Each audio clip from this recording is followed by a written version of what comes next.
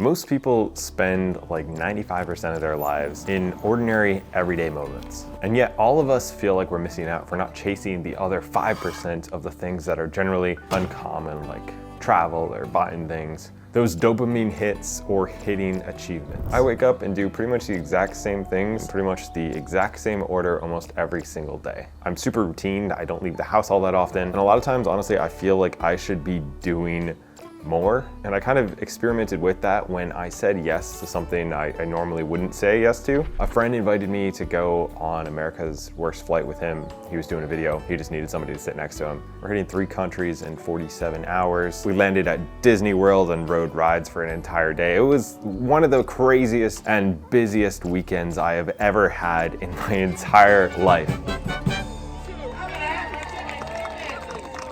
And yet something really strange happened about 12 hours into that trip. We're in Vienna, Austria. I hadn't had my phone during the first flight from New York to get over there. And then I purposely didn't buy service while I was there. And I realized that something really strange was happening. I was standing in line, getting soaked, waiting to get into a cafe that Sigmund Freud used to drink coffee at. And I realized that I haven't been on my phone in a long time. I can feel the raindrops. I can see the beautiful architecture around me. And it was kind of like that feeling of this is what being alive feels like. And I know that kind of sounds strange, so I want to explain. Despite it being the busiest weekend of my life, it was also one of the most present weekends of my life. I feel like we equate being busy to being distracted. And it's not always the same thing. I could be home, I could be on my phone, listening to podcasts, listening to music, checking social media every chance that I get. And while I'm not really doing anything, my brain is just constantly going in a million directions, getting all the input from everything in the world specifically catered to me. Or I could be doing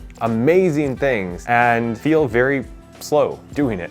Even the flight back was 11 and a half hours. It was probably the worst flight I've ever been on, technically. And yeah, it wasn't that bad because I was literally there for the journey. I wasn't distracted the whole time. We chatted, exercised, walked around, got bored, and it was something that I haven't done in a really long time. This ability to be bored, this space in our lives to see what's out there. And I think most of us are living pretty distracted lives, and it's because we live in a attention economy. And this is something that I have literally studied and read books on as a influencer because companies literally pay money not for ad space but for attention. Depending on the amount of other people's attention that I have, that'll determine the amount of money a brand is willing to pay me. I've noticed I've done a lot less brand deals recently because of this. But the one thing that we cannot get more of is our attention. And that is the one thing everybody is fighting for. Billions and billions of dollars are being spent, and people's full-time job is to figure out how to get more of your attention so that they can sell you more things. And that's something that I got trapped in. It was consumption. The average person spends between 3 and 5 hours on social media every single day. That is consuming. It's when you're at a red light, it's when you're in the bathroom, it's when you have a break, when you're feeling bored, when you're feeling stressed, when you're at work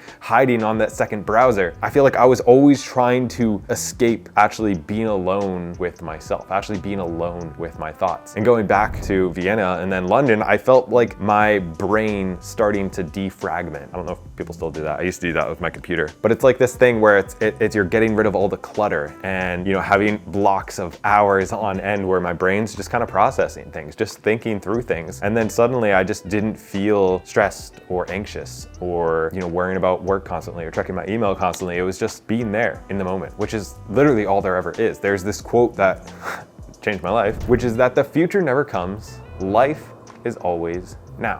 And yet most of us spend most of our time thinking about how we're gonna be better in the future, what could have been different in the past, when the literal only thing that we can do to make the future better is right now. We can plan for it, but you plan for it right now. We can take actions towards it, but you take action towards it right now. And so that was the choice I have started to make over about the past month, to live more in the now. And it's not like that trip, I was hoping that it would all stay, and I felt very present. It was a whole weekend totally off my phone, almost like a social media detox. I was like, all right, this is great. And then I got back home and it's right back into the same habits, the same routines. And I realized that this wasn't a one-time fix. I needed to continue to fight this battle almost every single day, to say no. And so I started to add in some habits to my life that made being present, being alert, and in the end, enjoying my days a lot more, being feeling a lot more happy and helping other people more by just like kind of shifting a few things that I've been doing. So to start off, in the morning and at night, I've been putting my phone down, making sure that I have specific times where phone is not gonna go on before 8 a.m., even though I wake up at 5 a.m. I just don't need it. Nothing important is gonna happen, and I'm just starting off my day looking at a screen, listening to music, listening to a podcast, and then I just kind of follow in that cycle. Same thing at night. It doesn't need to be on. I don't need to be consuming to the moment I go to bed. When I go in the car, and this is a decision I have to make every time, I don't actually listen to music anymore, which I used to do, or podcasts or whatever. And just like a 20-minute car ride completely by yourself is amazing.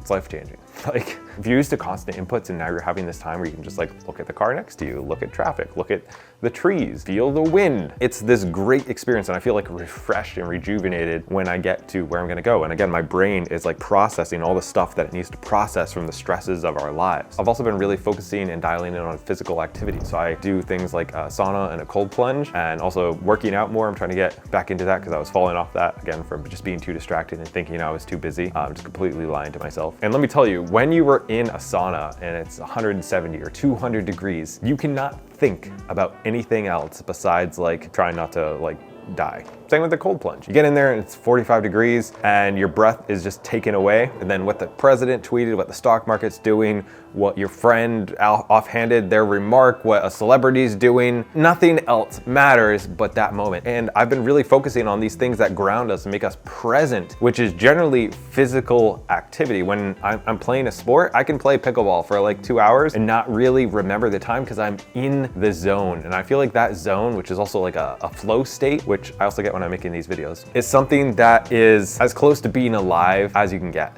Doing this right here, it is not living your life. You would never watch a movie where the person's just staring at a screen or listening to something. There's always like this random input coming into their lives. But doing things, I feel like you are built and you're also just more happy, more present, more alive. Like, not all presence is built the same. The average American doesn't spend a lot of time with their kids. And even that time that they do spend with them is often distracted. The TV's going, something else is going on. You're thinking about tomorrow and setting that up. And it's just like all this distractions. And so I've started putting in rules to make sure that I stop doing this, because I was doing this. So when my kids are around, I'm not on my phone. I'm not listening to something. But 5 minutes spent checking Facebook Marketplace for dumbbells versus 5 minutes spent feeding the chickens grass with my son are two completely different experiences, and I want more of those in my life. We only have one life. We only have so much time, and that time is not all created equal. It depends on where our attention is. So if I could leave you with one thing, it would be to try to go out and be bored today. Pick something that you're doing that you know doesn't really add anything to your life or is distracting you from what is truly important, and just stop doing that. Take literally an hour and look out the window. It might just change your life. Maybe when you're in the car next, if you think of me, just don't turn on the radio. See what happens. Don't be in a rush to get there. Actually, just drive the actual speed limit and just don't be in a rush to get there. You don't have to optimize for that extra 2 minutes.